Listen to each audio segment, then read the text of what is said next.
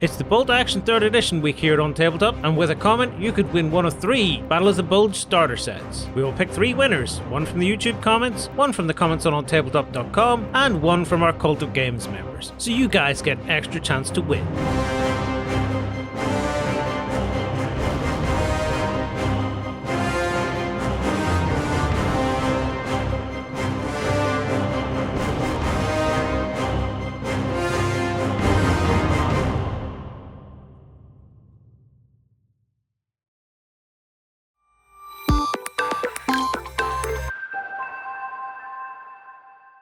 Hello everyone and welcome to 3 Colors Up. In this one I'm going to be tackling one of the new for 3rd edition bolt action models. This is going to be our American Infantryman in Winter.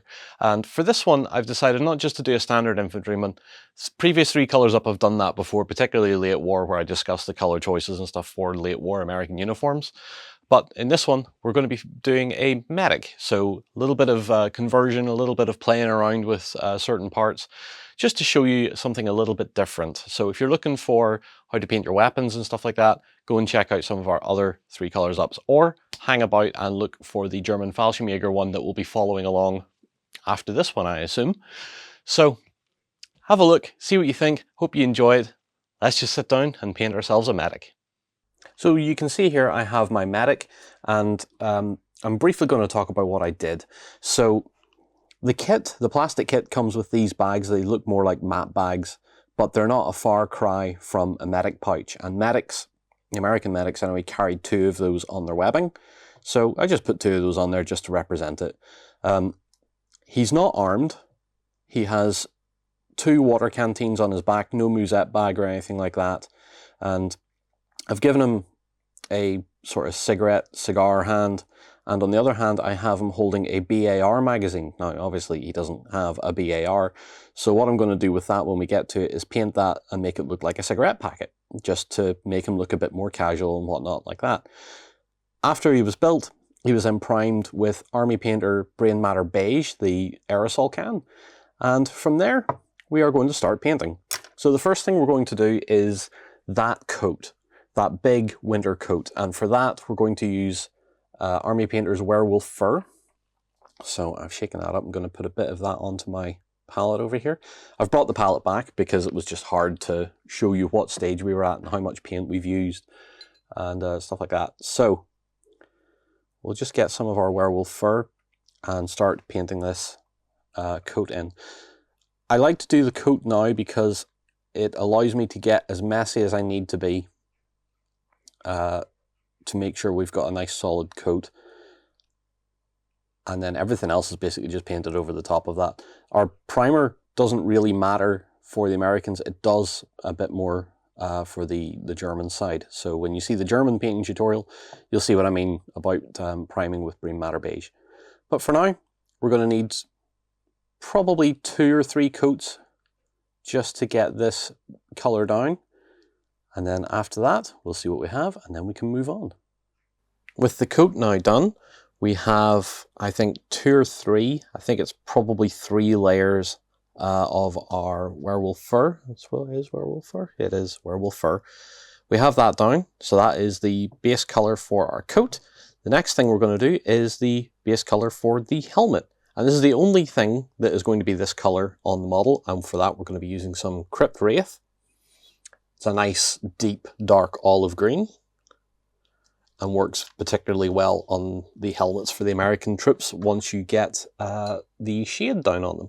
And that'll be a step onto itself. So let's get our Crypt Wraith and let's start applying that. So with the green on the helmet now down, we're going to move on to some Olive Drab, another War Paints Fanatic range. And this is just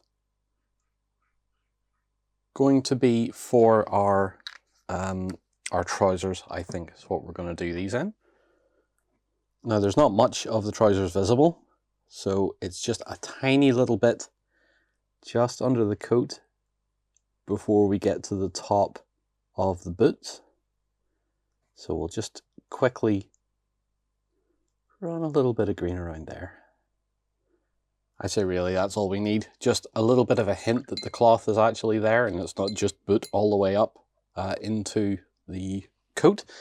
Now, the next thing I want to do is move on to our webbing. So our webbing is going to be Tundra Taupe. I am probably saying that wrong.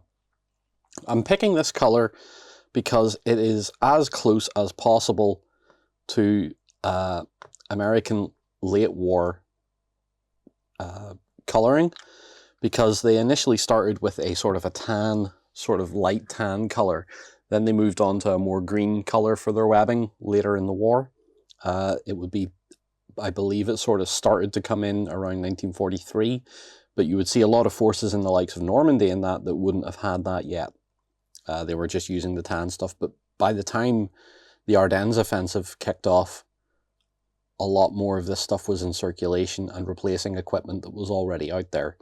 So we're just going to paint all our webbing in this. And we want to be careful, but because we haven't done any washes or anything yet, if we do make a mistake, we can go back in with our base colors like our Werewolf Fur and just tidy it up again. But we're going to do the webbing and obviously the water bottle pouches and the strap. This strap on the back of the helmet, this is a canvas strap. If there was one on the front of the helmet, it would be leather, because it's there not as a chin strap, but it's there to be a retainer for the liner of the helmet. So on the outside of the helmet you have the steel part, on the inside you have a fiber, sort of like, it's kind of like a fiberglass liner on the inside that holds all those straps and the adjustable parts to make the helmet fit. Then the actual chin strap is this canvas one. This one is attached to the steel outer, while the leather strap on the front is attached to the fiber inner to hold the two parts of the helmet together. Okay, yeah, a bit of an over-explanation there, but it's been a while since I've got to do some historical stuff like this, and I don't think I'd explained that before. So, there you go. There's a little bit of needless history guff. It's not quite tank gibberish, unfortunately, but someday soon we'll get some more tank gibberish. While the webbing is drying, we're also going to take a little bit of oak brown, and this is going to be purely for our boots. And a couple of things about the boots, because we went on a history tangent in the last segment, and we're going to do another one here. So the boots that he's wearing are the M43 buckle boots. They have this sort of gaiter around the top of the boot, and then the rest of the boot down here. The bottom part of the boot is made of suede, and the top part is made of leather. Now, why am I painting it in one color when it's two different materials? It's fairly simple. They would have used the same sealing agent or the same wax or whatever across both parts of the boot, and after a while it would basically, like, I have seen examples where they are essentially black because they didn't have the correct color of leather care for them. But we're painting them in this because it keeps them easy to do and is more or less, like, 99% of the time, more or less the right color. If we were talking about doing airborne troops, if I wanted to make these look more like 101st or something like that at Bastogne, they have a mixture of boots in the kit. So it would have, in the kit it's more based on infantry, so some of them have the gaiters and stuff on them. But they would have had a mixture of the Corcoran jump boots, which is the mid-calf boot, and the buckle boot. Depending, really, it more sort of depended on what was available, or if they preferred one boot over the other. For the most part, the airborne force sort of gave up their Corcorans for the buckle boots around the time they were jumping into Holland. Some would have kept them. They were definitely kept for off-duty, for wearing their A-class uniforms and stuff like that on nights out or whatever, because it really was a symbol of what they had achieved as paratroopers. But in combat, they had the choice of the buckle boot or their Corcoran boot. I believe any of the infantry boots as well, so the sort of ankle boots that were a brown leather, which is a very similar color to this as well. So let's just keep going. And once this is all dry, I believe we're at the stage, more or less at the stage, where we're going to be able to apply a wash to what we've already painted. So with the brown on our boots dry, I also took a little bit of Army Painter Matte Black and just touched the snaps on the front of the medic pouches, the bottle caps on the canteens, as well as the little snaps there as well. You could always do more. I don't really think we need it if we're doing this for an army, which in this case we are. Most of the time we're doing these things for armies. So what else you could do is go in and the buttons on the coat, you could do the same color as the helmet. You could do that sort of green. You could go in with a smaller brush and start doing the buckles. But the detail on the buckles are a little bit soft and I wouldn't really want to mess them up. So we're just going to leave them as are. So what we need to do now is move on to a wash. And for that, we're going to be using some Quick Shade Military Shader. This works really well over all of these dark browns and greens, as well as our boots. So what we're going to be doing here is just taking our brush and we're just going to liberally apply it over everything that we've done so far. Don't need to worry if we hit the skin or anything like that because we'll be base coating that shortly anyway. So we're just going to give the entire model a nice liberal coat of our military shader, and that should tone and shade our model quite nicely. With our military shader down, let's have a look. It does dry a little bit glossy, but that's all right, but has settled quite nicely into all the details of the coat, and particularly in the recesses on either side of the webbing straps and stuff, and that sort of helps make all that stand out. It also shades the helmet a little bit, just where that lip starts to form on it, so we get a bit of interest and a bit of contrast there. Now, we're going to move on, and we're going to take a little bit of matte white, poor old matte, and we're going to use this, hopefully, if it comes out of the bottle. Do you know what? That bottle appears to be blocked. That's fine. We'll just take some out of the bottle there for that. Maybe a bit more than that, actually.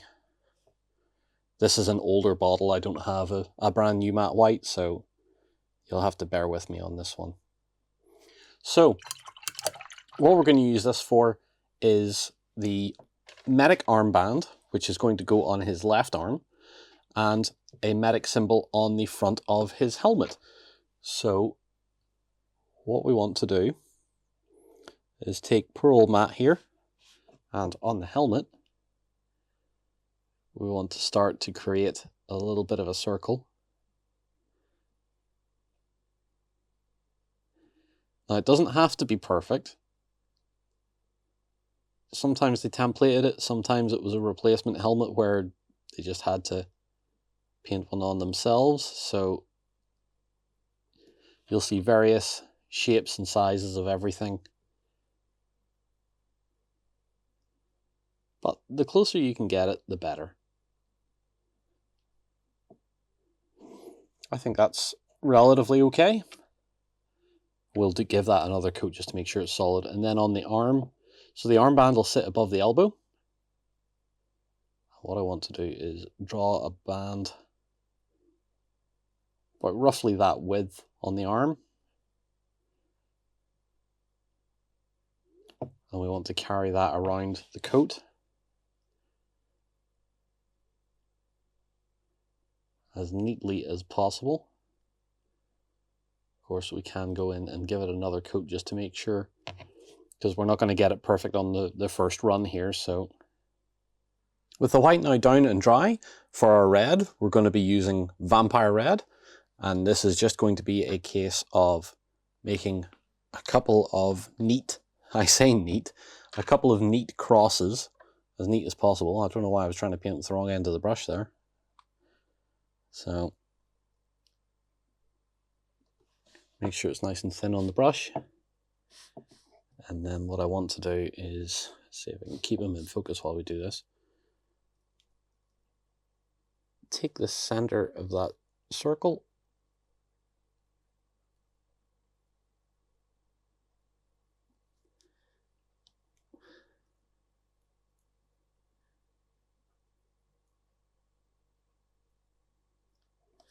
We'll try and tidy this up as we can, as best we can.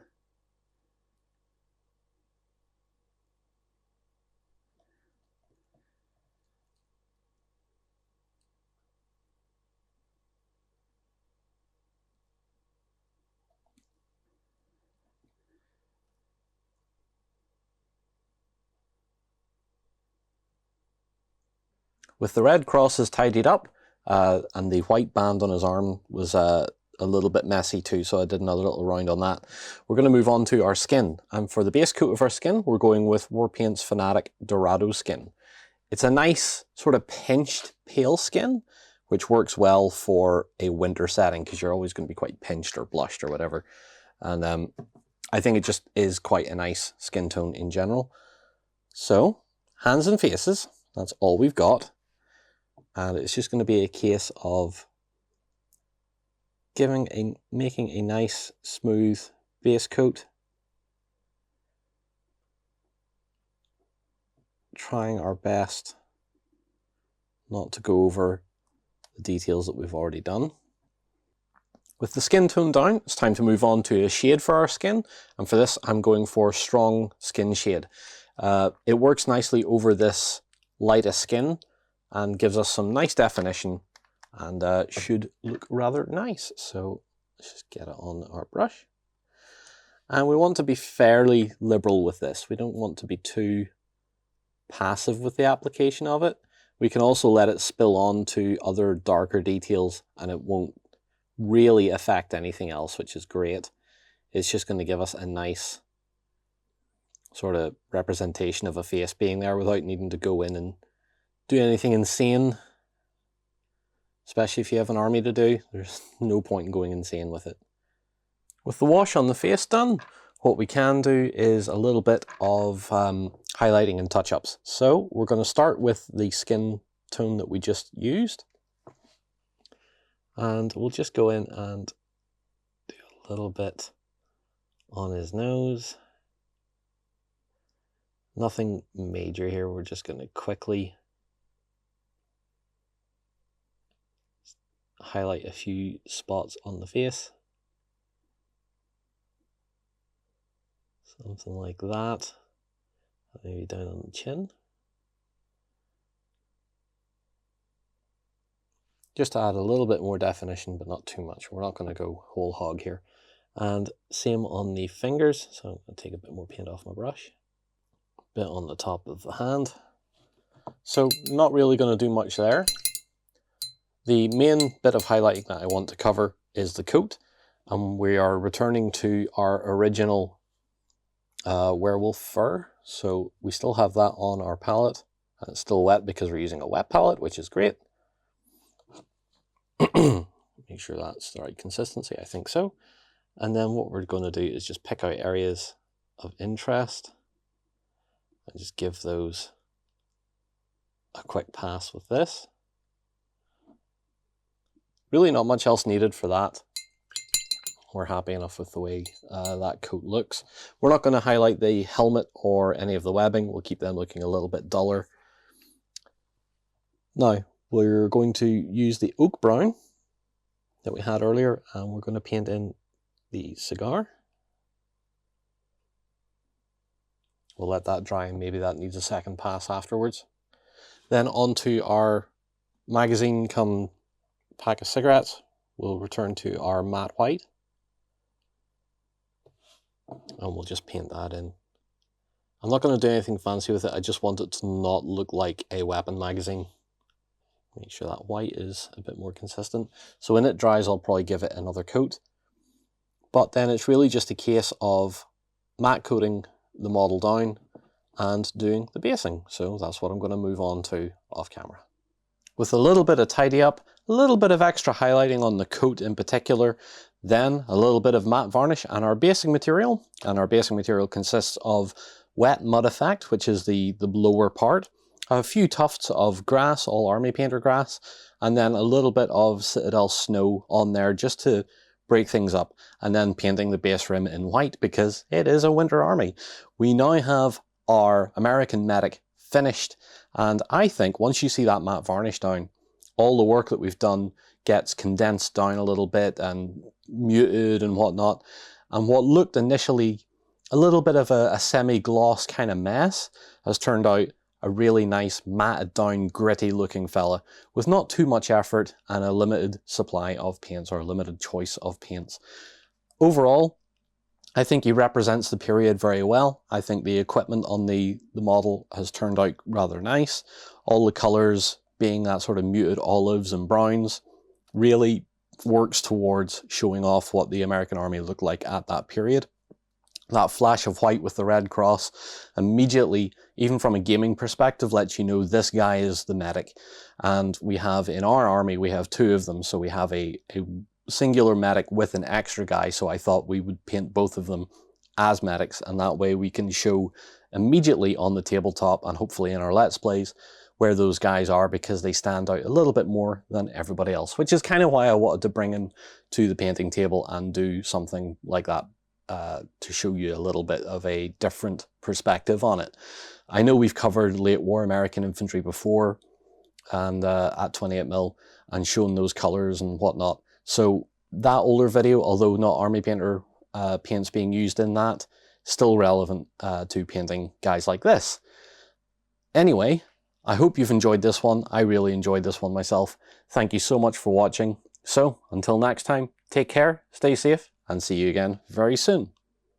It's the Bolt Action 3rd Edition week here on Tabletop, and with a comment you could win one of 3 Battle of the Bulge starter sets. We will pick 3 winners, one from the YouTube comments, one from the comments on OnTableTop.com, and one from our Cult of Games members. So you guys get an extra chance to win. Go ahead and check out our other content on screen now. And while you're at it, why not hit subscribe and remember to ding our dong.